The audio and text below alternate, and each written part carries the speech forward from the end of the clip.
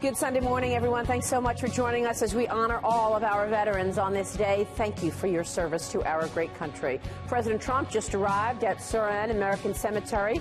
We will get back to the president's speech momentarily. Meanwhile, House Republicans facing a new reality in January when they shift to the minority. My first guest this morning hopes to lead the party in its new role, but he will face a challenge from Ohio Congressman Jim Jordan. Joining me right now is House Majority Leader Kevin McCarthy in this exclusive first time we've heard from you, Congressman, since the midterm elections. Thanks so much for joining us this morning. Well, thank you so much for having me, and especially thank you to all the veterans who provide the freedom that allow us to vote and all the service that provide all of our freedoms. And we are waiting on the president to make remarks from France. As soon as the president gets in place at that podium, we will take you back there live. But, Congressman, let me kick off the conversation first with your reaction to what did take place in the midterm elections. What do you think went wrong for the Republicans in terms of the House majority going over to the Dems? Well, Maria, if I can, right before we begin, I do want to thank all the first responders in California and all those firefighters battling all these blazes. As being a son of a firefighter, I just want to assure them all resources will be provided to make sure we take care of this fire out there.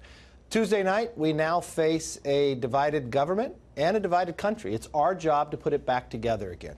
There are a lot of reasons why some of these races were lost. I think we have to retool, part of what the Republicans said we needed to do. But a couple things happened that concern me as well.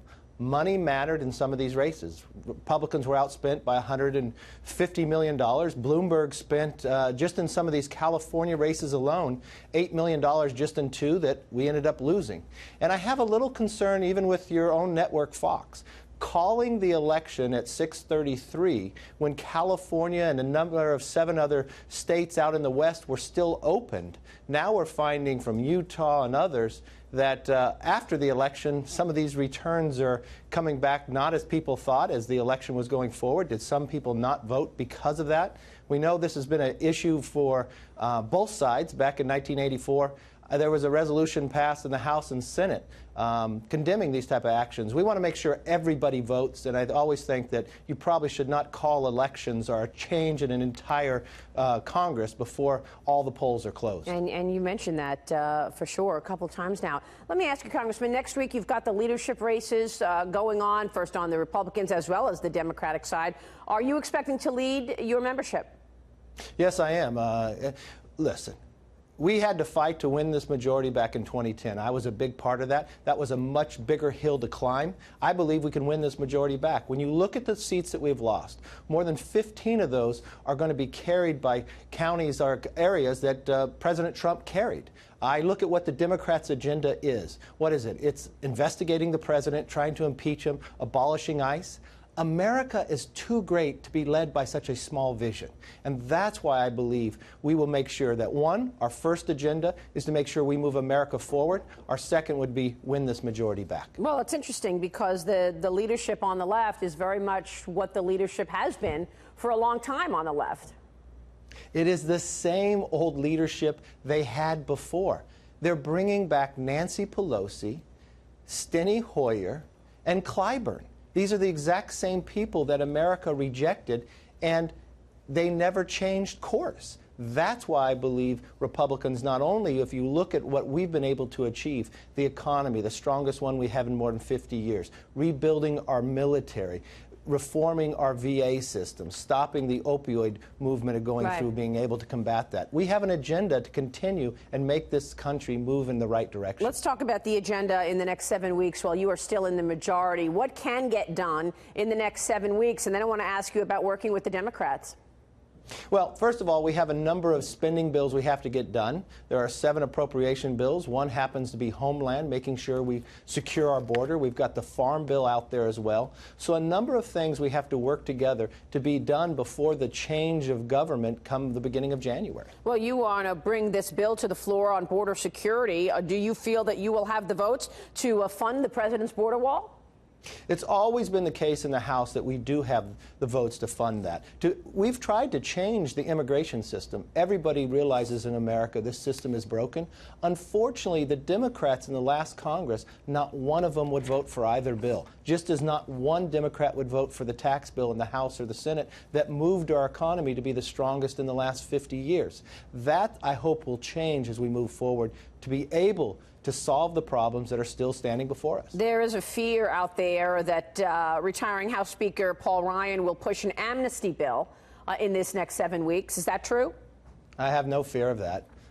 Paul Ryan is supportive of securing the border and making sure that we have an immigration system that works. Our challenge has always been on the Senate side. The Senate has not been able to produce the votes because of the way the Senate rules work, that you need 60 votes to achieve anything over there. That has been the challenge.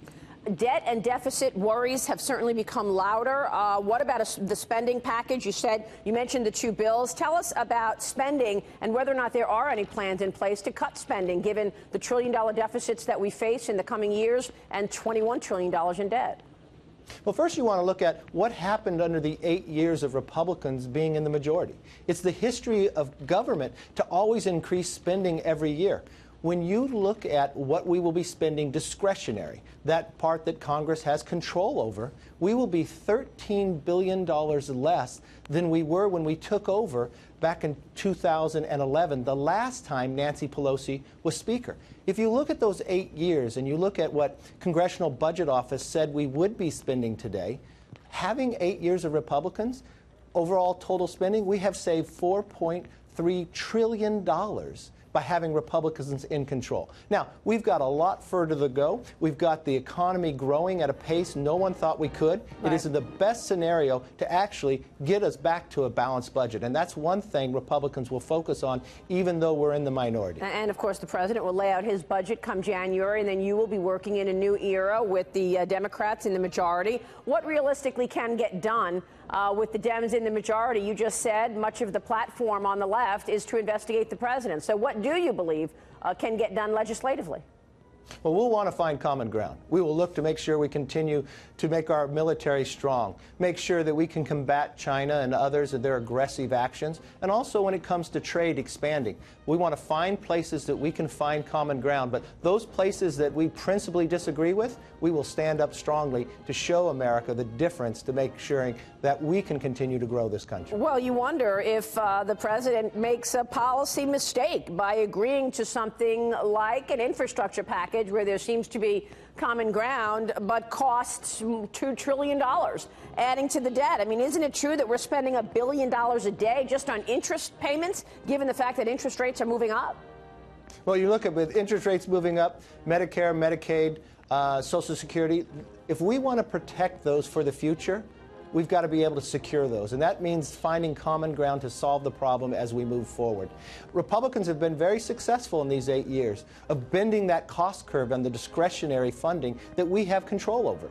Democrats were not. We're actually spending $13 billion less in discretionary money today over the last 8 years, the last time Nancy Pelosi was Speaker. That's a real concern to me, that they come back to their old ways, because remember, they won a majority only because history repeated itself, not because they had an agenda that moved America in the right direction.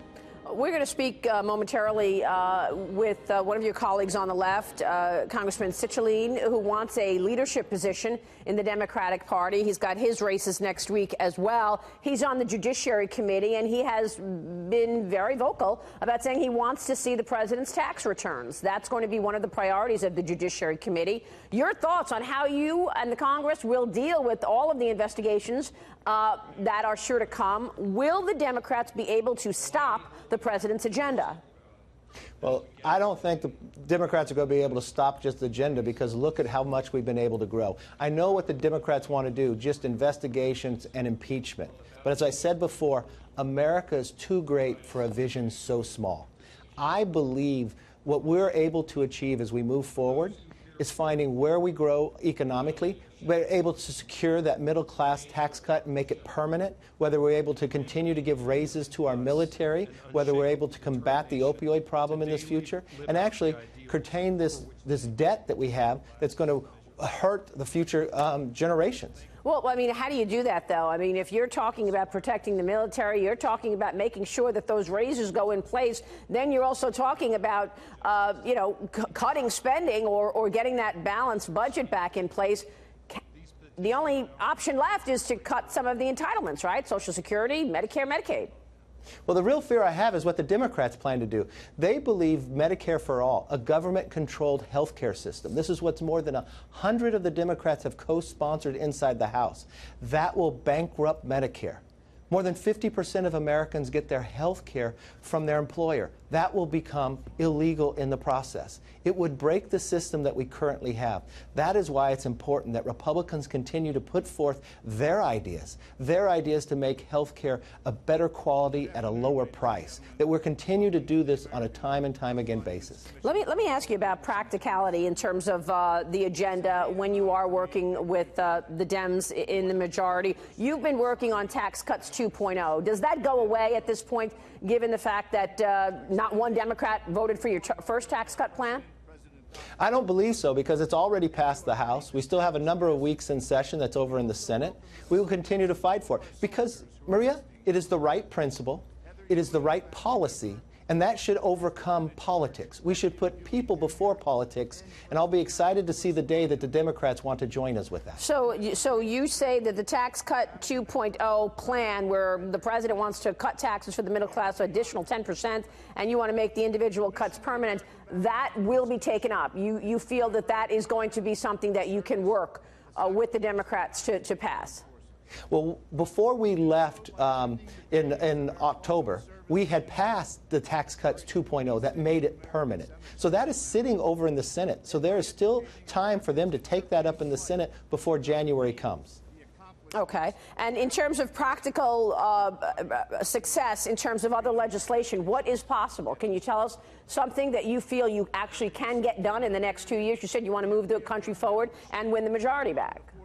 Well, I'm hopeful we could come together on trade. The president was able to negotiate an agreement with Mexico and Canada that put America in a stronger position. We will take that up in the new Congress. We should make sure we put America first. Make these markets open up more to American products and be able to combat what China is doing as well. I'm hopeful that we could come together with Democrats. Any place I could find common ground, I'll be the first one to be able to get there. But when I disagree philosophically and on a principle, I'll be the first one to stand up. In that vein, there was an article in the Journal just last week on Friday that said that the new House leadership come January 19 will be able to slow down the president's USMCA. This is the updated NAFTA deal. Do you expect that deal to be ratified, or will the Dems slow that down? You know, only time will tell. I'm hopeful they will not slow it down, because if the Democrats slow this agreement down, it only slows America's economy down. And I'm hopeful that they could put people before politics and look at what's best for America. More markets being opened up, more products of American made going into other countries, creating more jobs. Think about how many jobs we've been able to create with this new administration and the Republican Congress. I'm hopeful we can continue to grow. I'm hopeful that the Democrats change from their past ways and see the success that we have and continue along that same path. Well, it's interesting because the markets and investors and most people are expecting that deal to go through, given the fact that the president ended the year saying that he has a deal with Mexico and Canada. So that could be very disruptive if, in fact, that deal does not go through. What about a deal with China? When would you expect that? Well, I'm looking for the president is going to sit down with President Xi in China coming forward in the G20. I think that is very productive. If you look what's happening in China, as our market has continued to rise, as our economy has continued to get stronger, theirs has become weaker. And this is really by the leadership of President Trump. I am thankful that I think China will find it is in their best interest to sit down with America and find that they need to come to a fair and honest agreement, not one that we currently have. And I think the entire world will be successful because of that leadership.